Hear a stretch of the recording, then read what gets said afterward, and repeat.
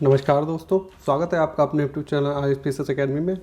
और आज हम लोग जो है यूपी टेट और सी टेट की जो आपकी परीक्षा आने वाली है, तो हिंदी का प्रैक्टिस सेट जो है प्रैक्टिस सेट नंबर 12 सॉल्व करने वाले हैं। तो चलिए हम लोग शुरू करते हैं। तो जो पहला क्वेश्चन है हमारा, चलिए पहला क्वेश्चन देखते हैं। पहला क्वेश्चन कह रहा है कि बच्चों में सीखने से होने वाला प्रभावपूर्ण परिवर्तन है। तो जो बच्चे सीखते हैं तो उसके बाद में क्या परिवर्तन होता है, उनके व्यवहार में परिवर्तन होता है, या मूल प्रवृत्तियों में परिवर्तन होता है, व्यक्तिगत प्रेरणाओं में परिवर्तन होता है, या फिर इनमें से कोई नहीं। तो आपका राइट आंसर हो जाएगा ए, उनके व्यवहार में जब वो सीखते हैं तो कहीं ना कहीं उनके व्यवहार में परिवर्तन होने लगता है। क्वेश्चन नंबर 2 है कि प्राथमिक स्तर पर रचना शिक्षण के लिए सर्वाधिक उपयुक्त विधि कौन सी है। तो क्या वो रिक्त स्थानों की पूर्ति है, या फिर प्रश्नोत्तर है, या फिर चित्र का वर्णन है, या फिर निबंध लेखन है।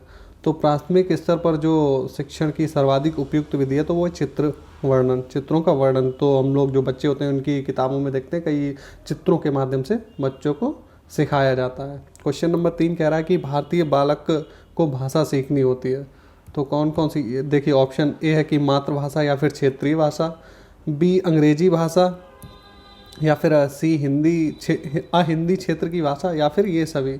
तो आपका जो राइट आंसर हो जाएगा ऑप्शन नंबर डी, ये सभी जो है सीखनी पड़ती हैं बच्चों को। जो है भारतीय बालक को भाषा ये सभी सीखनी पड़ती हैं। तो चलिए अगले क्वेश्चन पे आते हैं।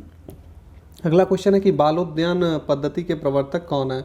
तो ऑप्शन दे रखा है कि मॉन्टेसरी, डीवी, या फिर फ्रोवेल, या फिर महात्मा गांधी। तो जो इस पद्धति के जो प्रवर्तक हैं तो उनका नाम क्या है, डीवी, सॉरी डीवी नहीं होगा, इसमें आपका हो जाएगा फ्रोवेल। तो बालोद्यान पद्धति के प्रवर्तक कौन है, फ्रोवेल। क्वेश्चन नंबर 5 देखते हैं कि डाल्टन विधि का प्रवर्तक कौन है। तो आपके ऑप्शन दे रखे हैं जो है डॉक्टर मॉन्टेसरी, या फिर महात्मा गांधी, या फिर कॉल्डवेल, या फिर मिस पार्क हस्ट। तो इसमें आपका राइट आंसर हो जाएगा option number D, Miss Parkhurst जो है डाल्टन विधि के प्रवर्तक हैं। आगे बढ़ते हैं हम लोग। क्वेश्चन नंबर 6 देखते हैं। तो 6 में कह रहा है कि भाषा शिक्षण में व्यापक उपचारात्मक शिक्षण हेतु सर्वाधिक उपयुक्त उपाय क्या है। तो इसमें आपके ऑप्शन है कि विद्यालयों को और अधिक ध्यान उपलब्ध कराया जाए, या फिर सभी विद्यालयों को राजकीय विद्यालय बना दिया जाए, या फिर प्रत्येक विद्यालय हेतु उपयुक्त भौतिक संसाधन उपलब्ध कराए जाएं, या फिर कक्षा शिक्षण नियमित रूप से होने की व्यवस्था की जाए। तो आपका जो इसका राइट आंसर हो जाएगा वो हो जाएगा ऑप्शन नंबर डी, की कक्षा शिक्षण को नियमित रूप से होने की सबसे पहले व्यवस्था जो है ये सबसे ही ज़्यादा महत्वपूर्ण है। क्योंकि प्रत्येक विद्यालय को भौतिक संसाधन उपलब्ध कराना आसान नहीं होता है, और सभी विद्यालयों को राजकीय विद्यालय भी नहीं बना सकते, सरकारी नहीं बना सकते, प्राइवेट भी रहेंगे। और विद्यालयों को अधिक धन उपलब्ध, ये तो संसाधन जो है सरकार के पास में होंगे तभी वो कर सकती है। क्वेश्चन नंबर 7 की बात करें कि त्रिभाषा सूत्र की रचना हुई, तो कब हुई थी, 1997 में, या 65 में, या फिर 52 में, या फिर 1956 में। तो इसमें आपका जो राइट आंसर हो जाएगा वो ऑप्शन नंबर डी, 1956 में हुई थी।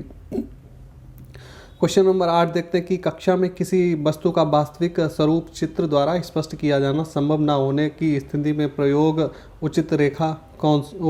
करना उचित होगा। तो किसका प्रयोग करना उचित होगा, रेखा चित्र का, या फिर कार्टून का, या फिर चित्र विस्तारक का, या फिर प्रतिरूप मॉडल का। तो इसमें जो आपका राइट आंसर हो जाएगा प्रतिरूप यानी कि मॉडल का प्रयोग जो है सबसे उचित होगा।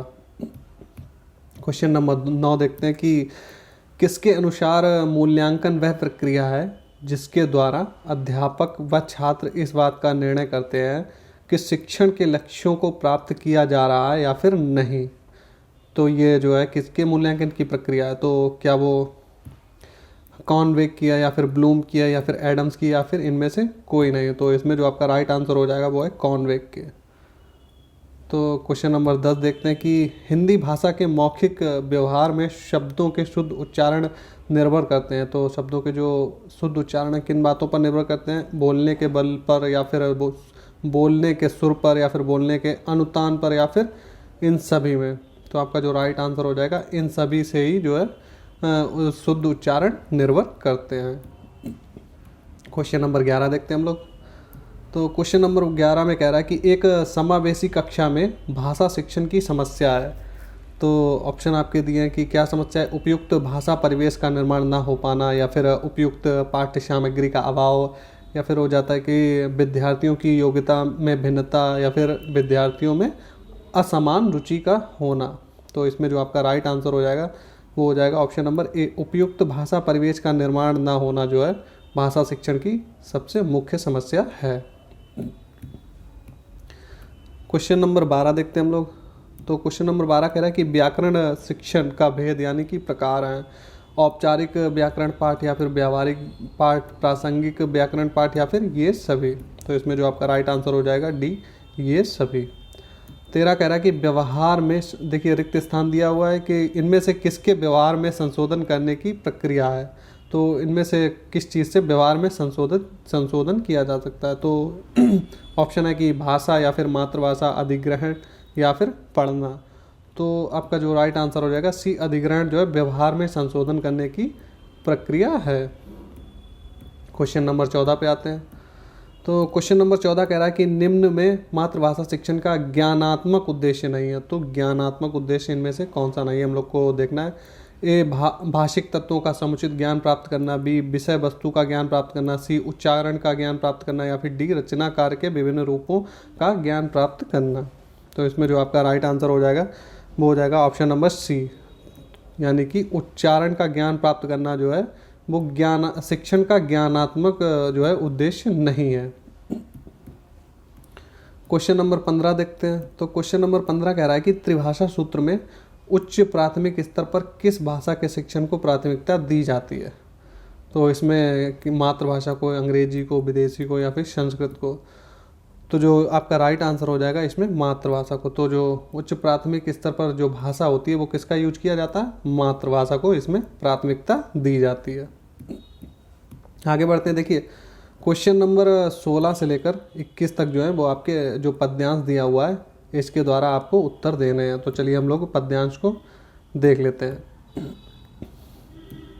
पद्यांश को पढ़ते हैं कि हमारी आन का झंडा भरा अभिमान है इसमें, हमारे प्राण का झंडा भरा बलिदान है इसमें, हमारी प्रेरणा का बल सबल यह राष्ट्र का गौरव, इसी हित शंख फूका था हिमालय श्रृंग से भैरव, हरा है देश का अंचल भरा है धवल गंगा जल, राष्ट्र के केसरी हैं हम अशोक चक्र के संबल, अहिंसा सत्य निष्ठा का तिरंगा मर्म बतलाता, उचित है देश सेवा और समन्वय कर्म समझाता, कभी दुनिया में औरों का नहीं हम छीन कर खाएं, हमारे देश का झंडा कभी झुक नहीं पाए।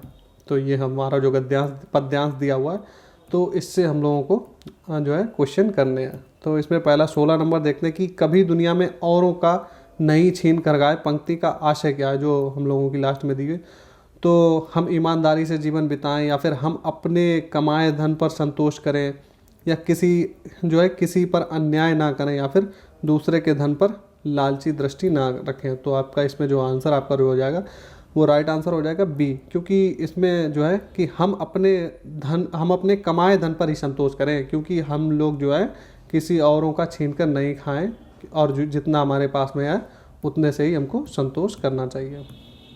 क्वेश्चन नंबर 17 देख लेते हैं कि गौरव शब्द का पर्यायवाची होता है। तो क्या गौरवर्ण, या फिर गोरापन, या पार्वती, या फिर सम्मान।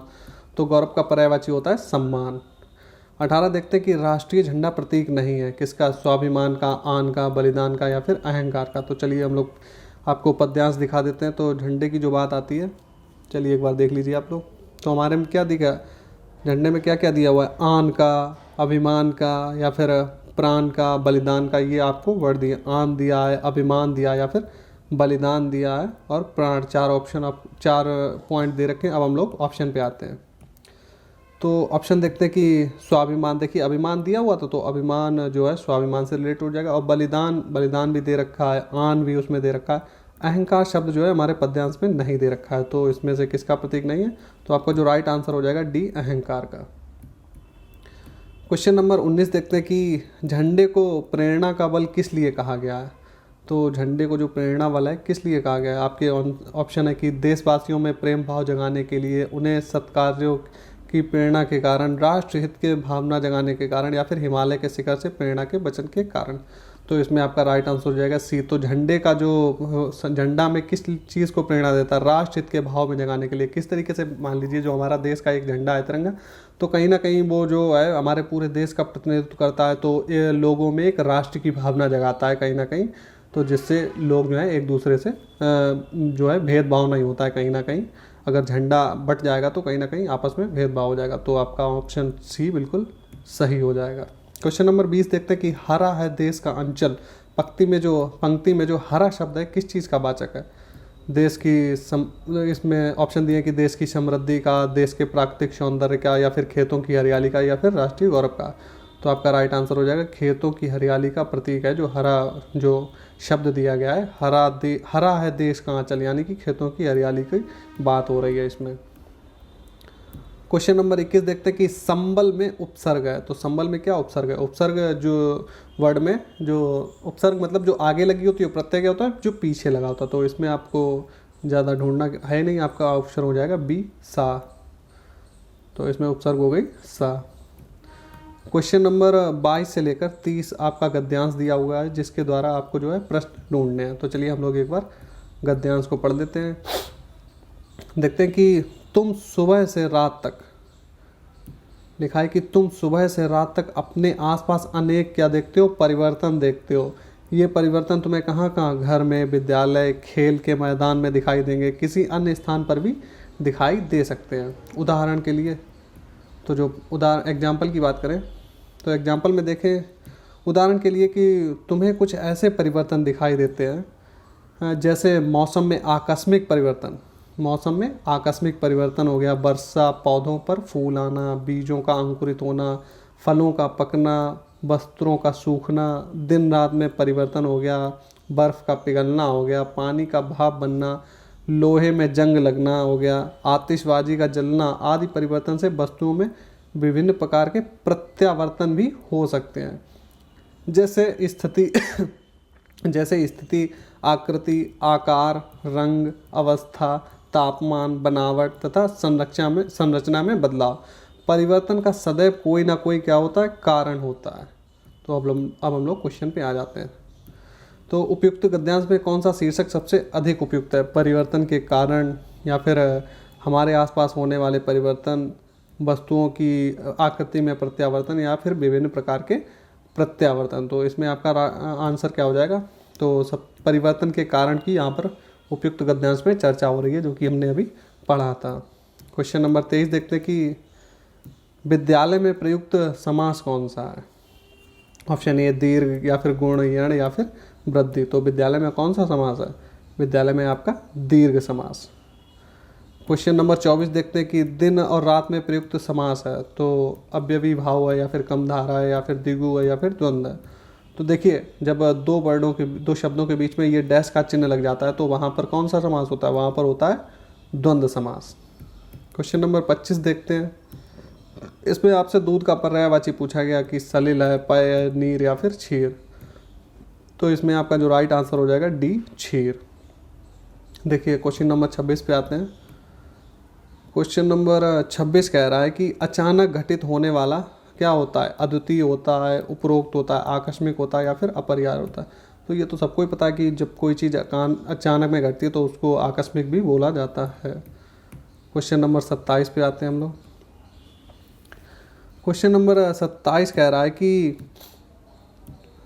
तुम अपने आसपास के अनेक परिवर्तन देखते हो। इस वाक्य में अपने आसपास से क्या तात्पर्य है? तो अपने आसपास का मतलब केवल घर है, केवल विद्यालय है, केवल खेल का मैदान है, या फिर ये सभी। तो अपने आसपास का मतलब जो है ये सभी, हमारे आसपास घर भी होते हैं, खेल का मैदान, विद्यालय, ये सभी जो है स्थान आ जाते हैं। तो आपका ऑप्शन डी सही हो जाएगा।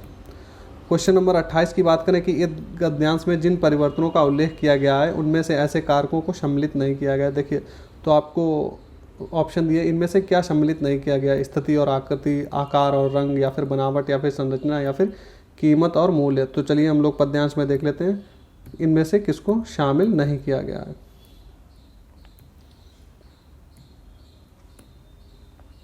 तो यहाँ पे थे कि जैसे स्थिति को शामिल किया गया, आकृति, आकार, रंग, अवस्था, तापमान, बनावट, संरचना आदि में बदलाव को सम्मिलित जो है किया गया। तो हम लोग देख लेते हैं कि इसमें हमारे पास में जो ऑप्शन है इनमें से कौन सा नहीं है। तो इसमें जो ऑप्शन नंबर डी है, कीमत और मूल्य को इसमें सम्मिलित नहीं किया गया, तो आपका ऑप्शन नंबर डी सही हो जाएगा।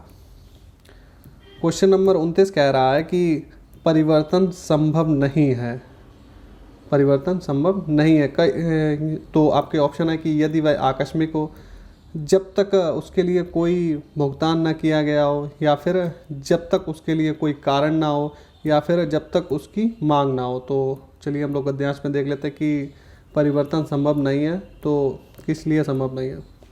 देखिए आपकी लास्ट लाइन में लिखा है कि परिवर्तन का सदैव कोई ना कोई कारण होता है, तभी होता है परिवर्तन। तो इसको देखते हुए हमारा जो राइट आंसर हो जाएगा वो क्या हो जाएगा कि परिवर्तन तभी संभव होता है जब तक कोई ना कोई कारण ना हो, तब तक परिवर्तन संभव नहीं होगा। तो ऑप्शन नंबर सी आपका राइट हो जाएगा। क्वेश्चन नंबर 30 देख लेते हैं कि हमारे आसपास होने वाले परिवर्तनों में से नीचे किसका उल्लेख नहीं किया गया है। तो चलिए हम लोग पहले ऑप्शन देख लेते हैं कि धातु में जंग लगना हो गया, नदी का मार्ग हो गया, पानी का भाप बनना हो गया, भोजन का पकाना हो गया। तो इनमें से कौन सा हमारे गद्यांश में किस चीज़ का उल्लेख नहीं किया गया है। चलिए हम लोग देखते हैं। तो इसमें किसका किसका किया गया है। देखिए इसमें क्या आकस्मिक परिवर्तन हो गया, वर्षा हो गया, पौधों पर फूल आना, बीजों का हो गया अंकुरित होना, फलों का पकना हो गया, वस्त्रों का सूखना, दिन रात में परिवर्तन, बर्फ़ का पिघलना हो गया, पानी का भाप बनना हो गया, लोहे में जंग लगना हो गया, आतिशबाजी का जलना, ये परिवर्तन दिए हुए हैं।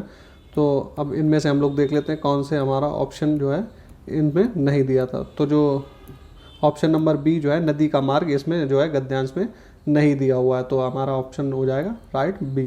तो उम्मीद है कि वीडियो से आप लोगों को हेल्प मिली होगी, और अगर आप लोगों को हेल्प मिली है तो वीडियो को हमारे लाइक करिए और ज़्यादा से ज़्यादा वीडियो को शेयर करिए और बने रहिए हमारे चैनल पर। इसी तरीके से मैं आपको डेली बेसिस पे हमारे प्लेटफॉर्म पर हिंदी के जो है प्रैक्टिस सेट करवाए जाएंगे आपके यूपी टेट और सी टेट के लिए।